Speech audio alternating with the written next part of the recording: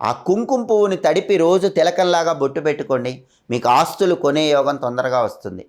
పిత్రార్జిత ఆస్తులు కానీ, తల్లి వైపు నుంచి రావాల్సిన ఆస్తులు కానీ తొందరగా రావాలంటే ఇలా కుంకుమ పువ్వు తిలకం పెట్టుకోండి. అలాగే ఒక పసుపు రంగు దారం తీసుకొని దాన్ని మెళ్ళో వేసుకోండి. మీకు రావాల్సిన ఆస్తులు తొందరగా వస్తాయి.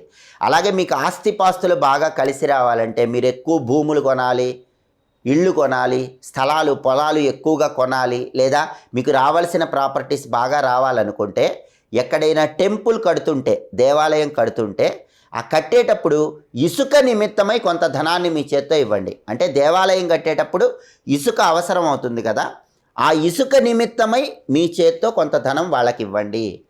అలా ఇస్తే ఆస్తులు విపరీతంగా పెరుగుతాయని పరిహార శాస్త్రంలో చెప్పారు. అలాగే ఎప్పుడైనా సరే ఆస్తిపాస్తులు బాగా కొనుక్కోవాలంటే, మన పేరు మీద ప్రాపర్టీస్ బాగా రావాలంటే గురువారం పూట